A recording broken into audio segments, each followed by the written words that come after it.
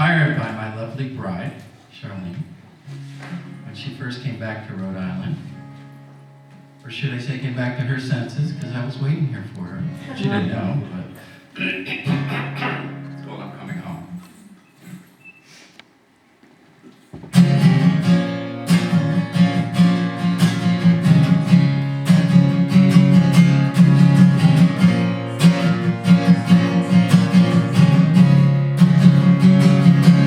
It's been a long time coming, but I know I'm gonna get it right this time. It's been a long, cold winter, but the sun is starting to shine. And the fires of hell have melted my heart of stone. So tonight's the night that I'm finally coming home. Coming home. Coming home. Walking down the road I left so long ago. The fog's been lifted just enough to see my soul. So tonight's the night that I'm finally coming home. Hey Tony, who's coming home? You are. It's been a long, hard journey through the shadows, looking for the promised land, looking at the empty faces and trying to understand. But now the man in the mirror is looking kind of clear and whole. So tonight's the night that I'm finally coming home. Coming home. Coming home. Walking down the road I left so long ago. The fog's been lifted just enough to see my soul.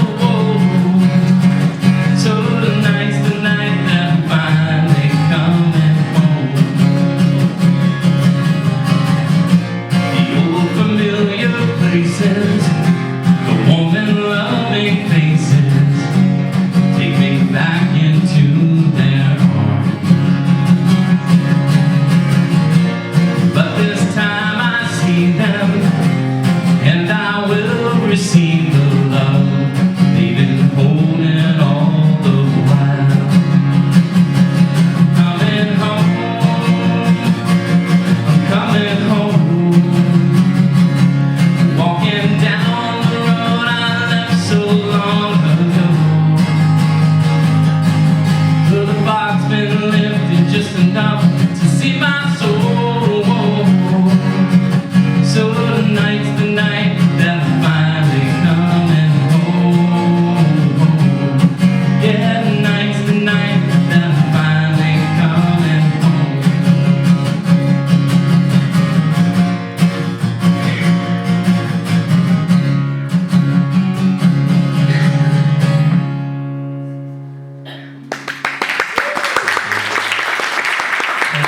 Thank you, Charlene, for the inspiration. So we'll get my PowerPoint going here. There we go. Excellent. Thank you, Chris. Thank you, Chris, for everything that you do. You're welcome.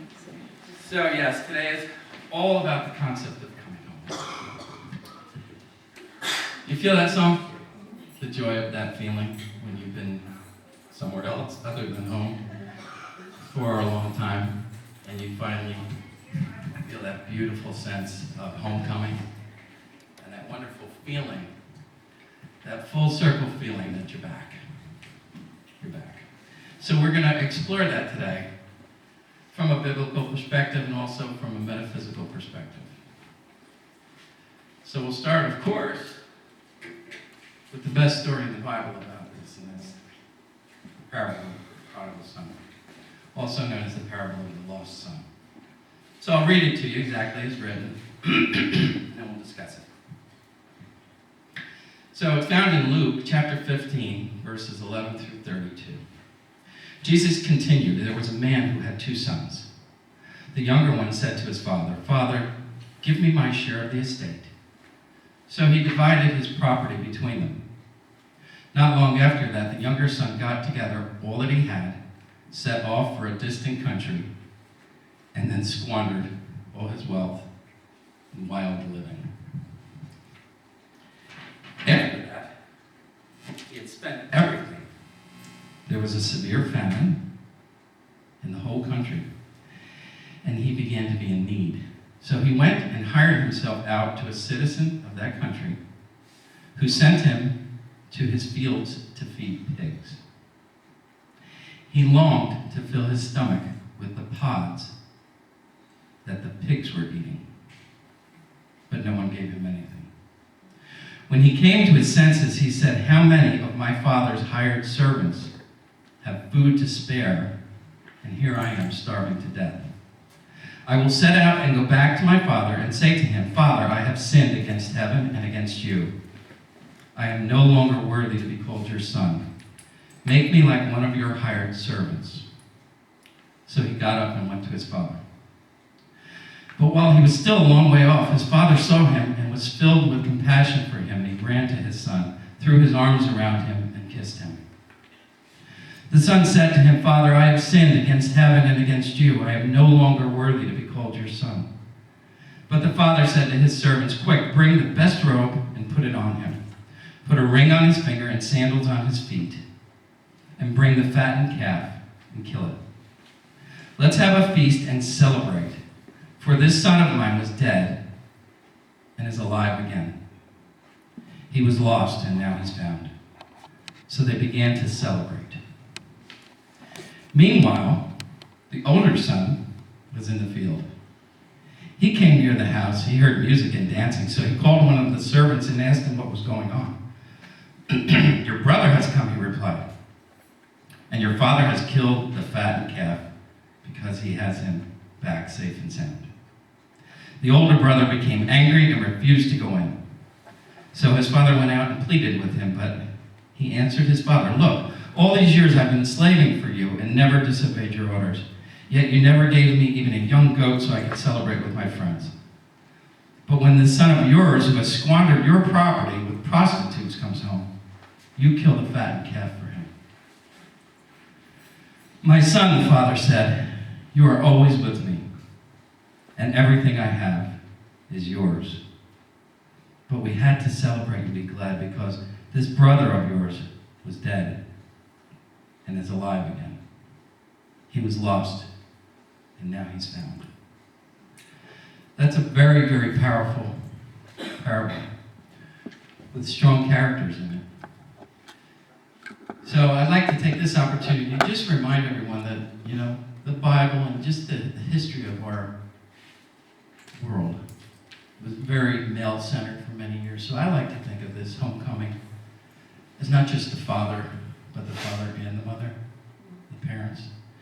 And the sons could have been interchangeable, men or women, but I don't know anyone who wouldn't want a mother's hug when they get home, right? I'm sure dad's hugs are great, but there's nothing better than a mom hug. So just bear that all in mind. So we're going to look at this a little bit. We're going to take it apart. And there's 4 characters. There's 4 characters. We'll reveal the 4th as we go along, as we look at this through a metaphysical perspective. But let's start with the son, and we'll kind of evaluate what was going on there. So really, haven't we all at some point in our lives been that son? Haven't we all strayed from our roots, strayed from our beliefs? Has anyone here ever squandered a few bucks? Boy, do I wish I had just a few of those. I'd be retired this year. Haven't we all forgotten who we are? Yeah. Haven't we all strayed from our higher self?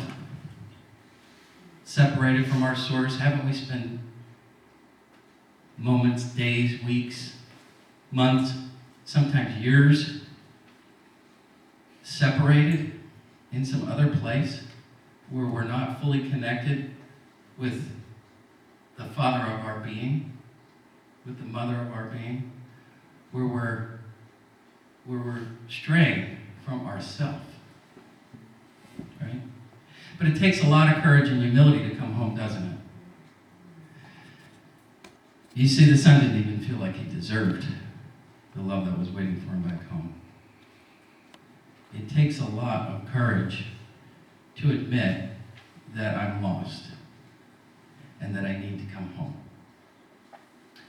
And it takes a lot of courage because you don't know what the reaction is going to be, do you? With human beings, you don't know. With God, you do. With God, you do. You see, we don't believe that God is wrathful here. We don't buy into that concept. We don't believe that God is judgmental. We believe that God is all-loving and all-compassionate. But when we're coming home to the higher self of our own being, maybe sometimes we're not as nice to ourselves as God. What do you think? Nat? Does anyone here have an issue? You don't have to raise your hand, but does anybody here have an issue with treating yourself badly? The hands go flying. Anyone talk bad to yourself? You ever call yourself names? Oh, all the time. Now I'll ask you this. Would you stay friends? No. You would not remain friends with someone who spoke to you like you speak to yourself. You would not. So perhaps that's a reason why some of us stay where we stay and fail to come home, because our consciousness is still in the ego consciousness, believing that there's judgment and wrath awaiting us. But what happened? He came home to be a servant, because that would have been a better life than what he was leading. And that was his consciousness.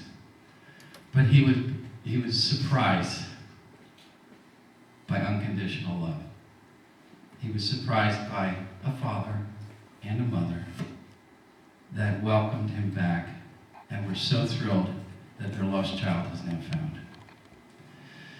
So, when you're in your lost experience, it's a really good idea to create a good space to come home to. Right? And some of us actually try to go home for that experience. And sometimes that can be a big disappointment, because oftentimes our family of origin may not have really evolved the way we have. And we have very high expectations of what that should look and feel like. And we get disappointed and we rebound right back into ego world. That's not the home I'm talking about. That's not the home I'm talking about. I'm talking about the integration of who you are. I'm talking about coming back to your personal center, to your personal higher self. Because there is the place of integrity. I learned this about integrity doing a crossword puzzle one time. It was a 3-letter word for integrity. And I was stumped for a long time. Then I finally got the second letter. I'll give you guys the second letter, see if anybody can get it. Second letter was N. Say it. Thank you, Claire. 3-letter word for integrity is one. To integrate is when things become one. To disintegrate is when one becomes many. So 3-letter word for integrity is one. So the process of coming home is pulling yourself together. Think about that. Think about that term. Pull yourself together. Because you have disintegrated. The one has become many. Pull yourself together. Come home. All right. So that's the son. Now let's talk about the father. And we've been talking about the father and the mother all along. Not really angry and wrathful and vengeful. It is God's good pleasure that we move through this human experience learning valuable lessons, so that we return to the source with a deeper appreciation for the love and abundance of that over there. God's grace is not something that we must earn or plead for. God's grace is ever present. We don't have to beg or plead for it. We simply have to open our heart to allow that channel to express it. But think about this for a minute. I hadn't thought about it actually until I was driving here this morning. But the son said, "Dad, I'd like half of my estate." And the dad said, "Yes." If my son came to me and said, "Dad, I'd like a quarter of your estate," because of course we had 4 kids, I'd be like, "What do you need for it?" And he'll, "Oh, I want to go out and squander it with prostitutes." And I'd be like, no, I'm going to pass on that one. That's just me, though. But the point is, the dad said yes, okay? And I believe that the dad said yes in a very metaphysical way for the same reason that God says yes to you when you co-create your life in a direction that's not perfect. And I say not perfect, but the truth is it is perfect because God knows that. God knows you needed that experience for your growth. I think the dad realized this. So there's an Amish tradition. And the Amish have a very, very specific lifestyle they can't use. I don't know what's going on here, Chris. Drive me nuts. I know. Let's try this one. Okay, good. So the Amish have a very specific tradition and a very specific way of living without electricity. If you've ever seen them, they still do horse and buggies. Very cool culture. And they really enjoy life, and they're farming, and it's a life that we can only imagine. They live it. But they have this tradition that somewhere in I think when a child turns 18, they're given the opportunity to leave the Amish culture for 1 year. And if in that year they decide they want to live in our world, they can. Or within that year, they can choose to go back home. There's a price to pay, though, if you choose to live in the real world.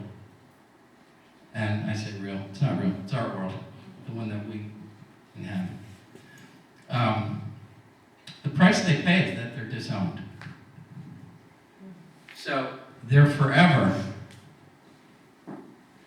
not going home. Which is a little strong, right? It's a little strong. But there's wisdom to it also. There's wisdom to it.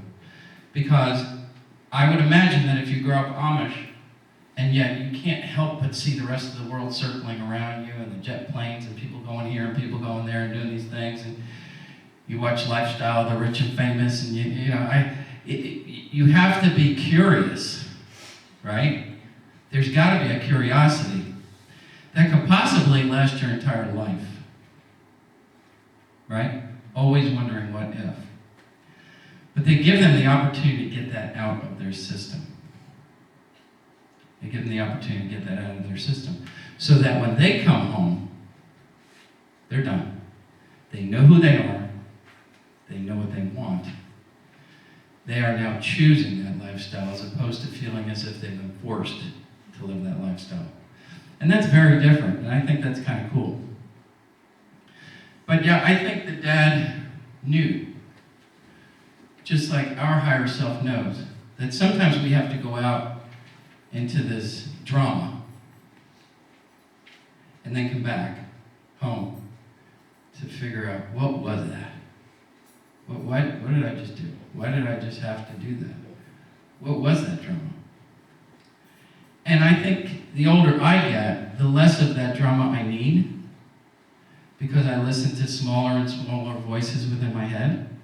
But when you're not spending a lot of time listening, then you need the school of hard knocks. You need the drama school to go out and learn these things. And I think the father was wise beyond his years when he said yes. And he said yes. And I think that he stayed prayerful the whole time that his son would come back. And he did. So now let's have a little conversation about the other brother. Right? Have we all been him too? I'm following all the rules.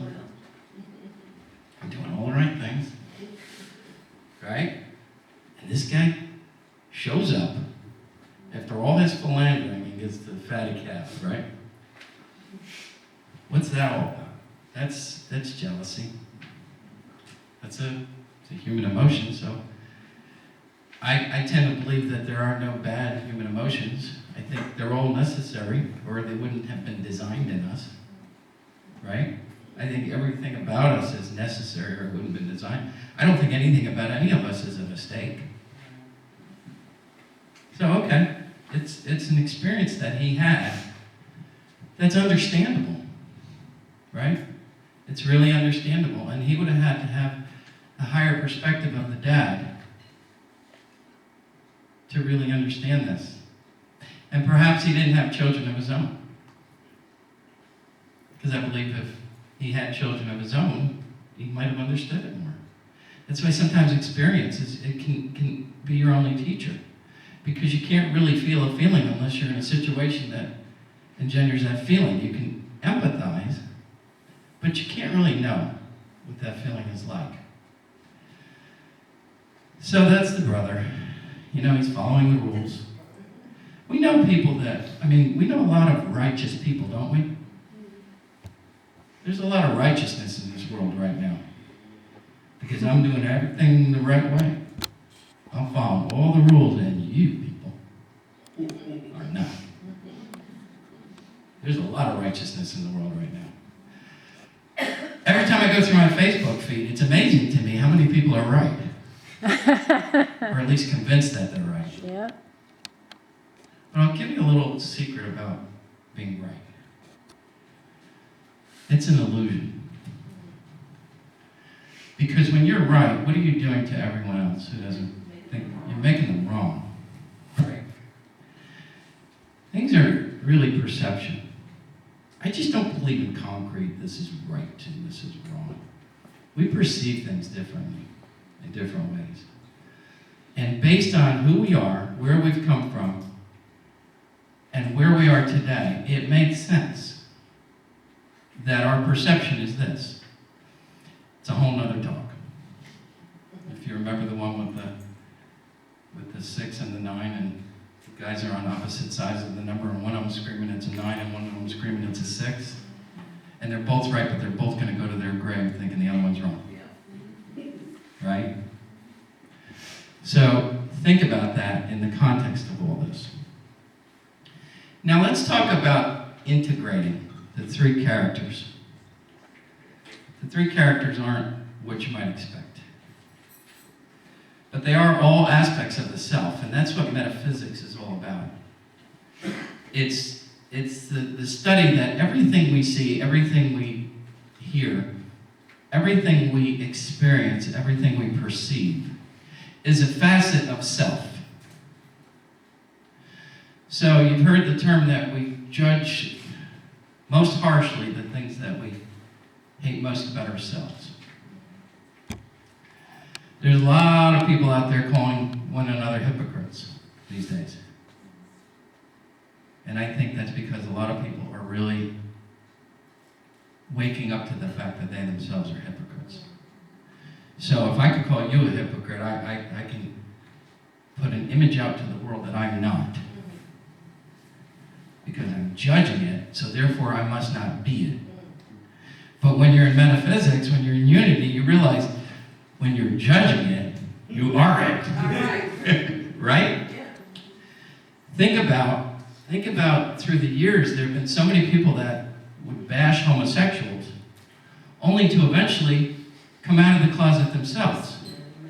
They were hating themselves. That's what this metaphysics thing is all about. It's all facets of self. So these three characters are all facets of self.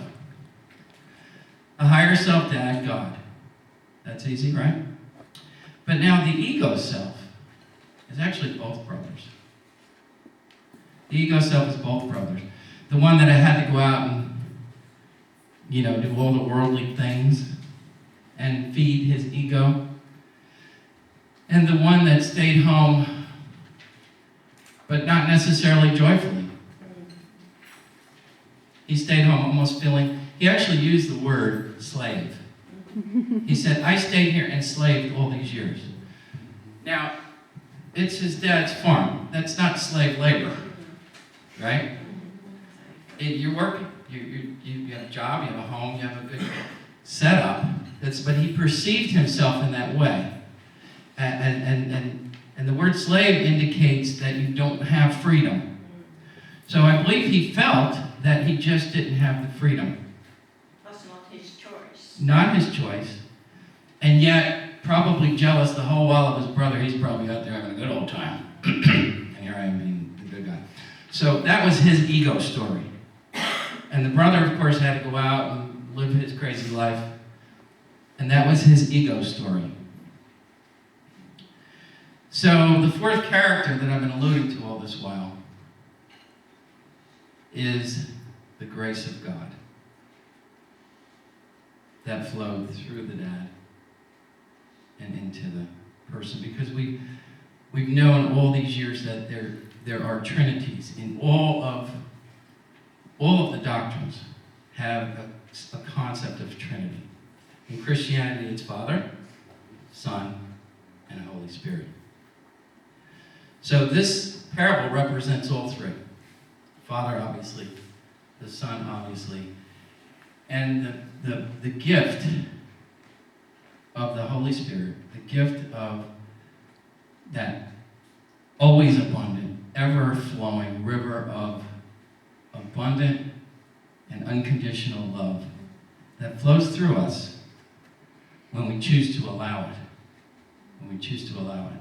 You see, we have the key to that valve. That's where we get free will. You can keep it open or closed. Those are your choices. But once it's open, that's where the abundance of love flows through there. So, some say that the root of all human suffering is self-conflict. And that's what this is. When three parts of you are separate, you're separate from self, you're disintegrated. And that causes a lot of inner turmoil. And there's no peace there. But if you could eliminate that conflict, there's a lot of people trying to change the world right now. But they're spending all their time trying to change others. Which is a futile endeavor, because we're not even that good at changing ourselves. Futile. Why on earth would someone take on the goal of changing others when we haven't taken on the goal of changing ourselves, of integrating ourselves? Because I promise you that when you do integrate yourself, and we've all experienced times like this, things flow. And guess what? Others change too. Because you're now working the law of attraction, and suddenly you find yourself in a much nicer place. Suddenly the person opens the door for you, the smiles are there, your Facebook feed gets a little better. It's the law of attraction. When you bring yourself to a point where you can vibrate at a place that is peaceful, then you are generating peace around you and you're attracting peace with others. And if you really want to change others, that's a good way to do it. Quick little sidebar about my grandmother. I've talked about her so many times. I do a whole talk on her, but she was a little peaceful, little 5'10" Sicilian woman. And we grew up in a crazy house of loud Italians. 4'10", yeah. She's a little bit. What did I say, 5'10"? Oh, no. Yeah, she was 4'10", thank you. She was so little. That was with heels on. But we're a crazy Italian family, Even when we weren't arguing, it sounded like we were.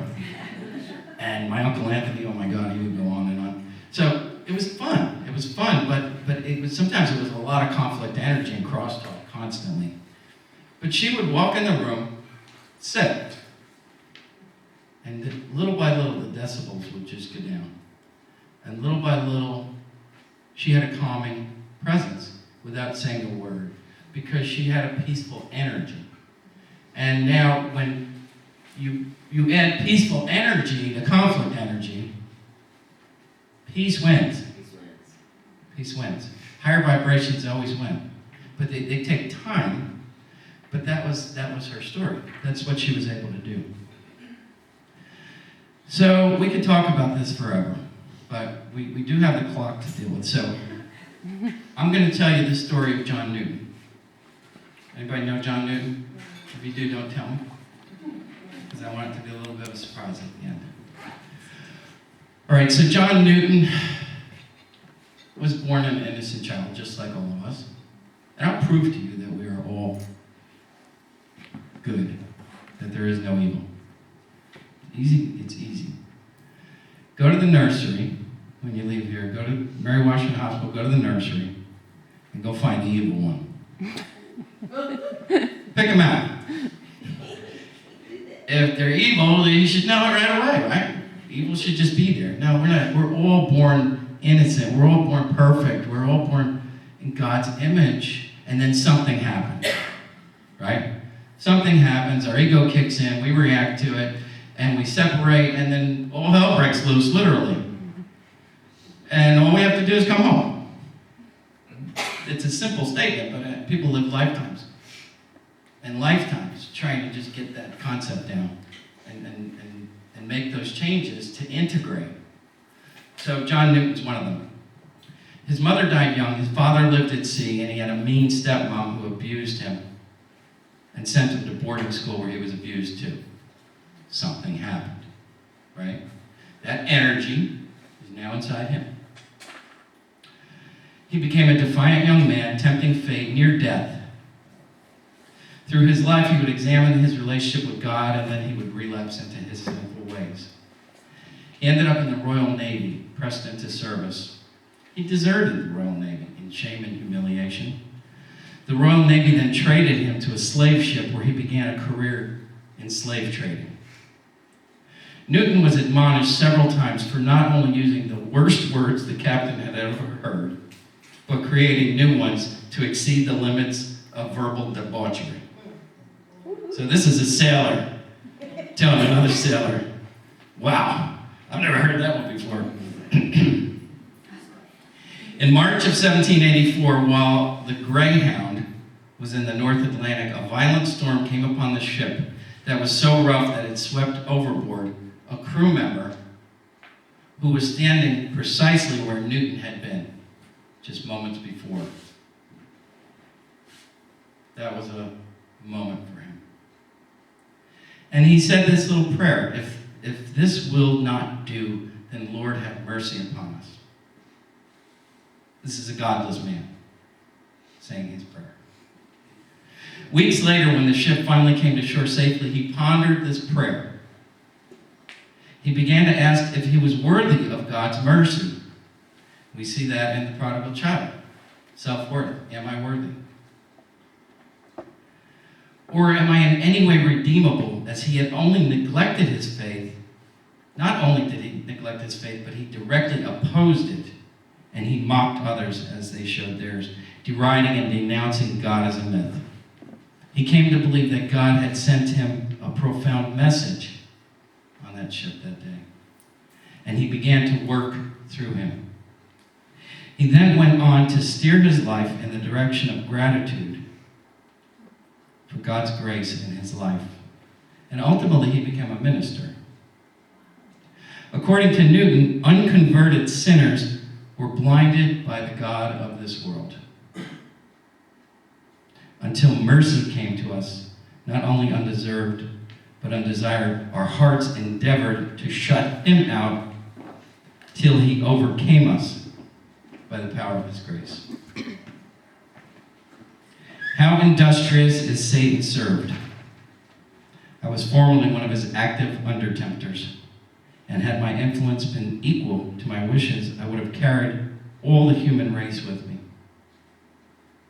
A common drunkard or profligate is a petty sinner to what I was. And that's a quote from John Newton.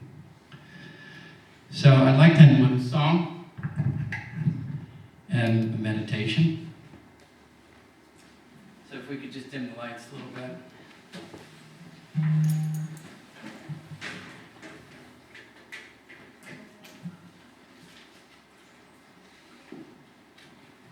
I'm actually going to play a song that was written by John Newton through his experience.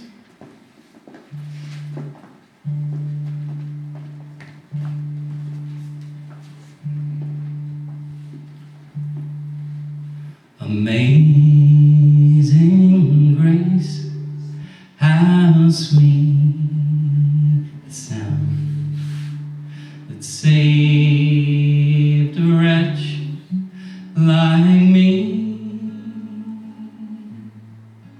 I once was lost, but now I'm found. Was blind, but now I see.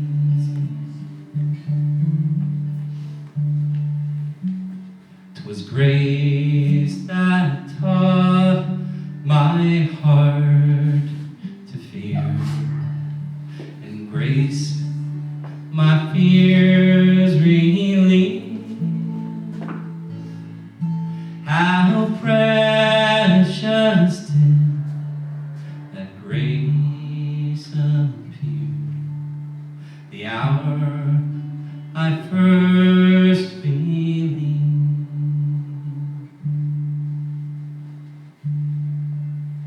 The Lord has promised good to me. His word my hope secures. He will my shield and portion be, as long as life endures. When we've been there 10,000 years, bright shining as the sun, we've no less days to sing God's praise than when we first begun.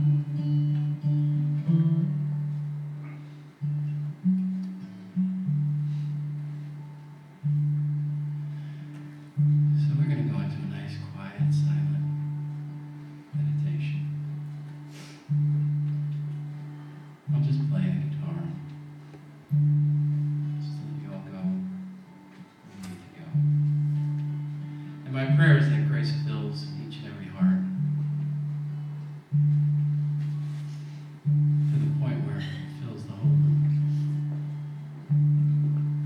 We can feel it, we can see it, we can touch it. And we welcome the living, loving grace of God into our hearts.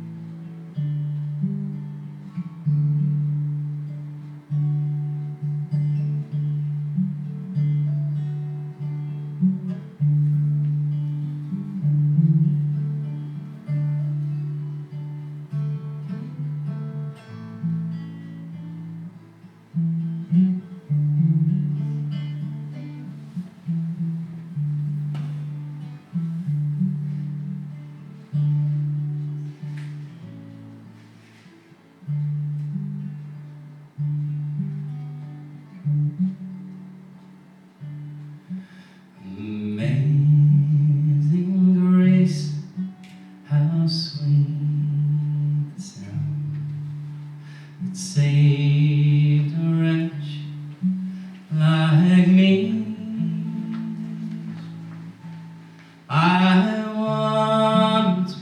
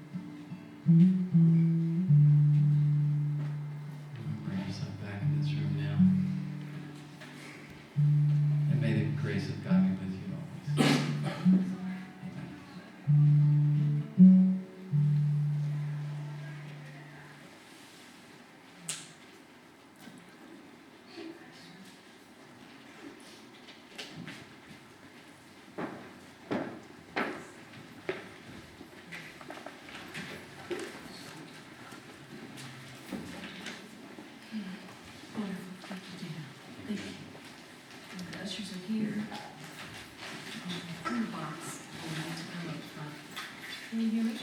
Can you hear me, Chris? Flip it on.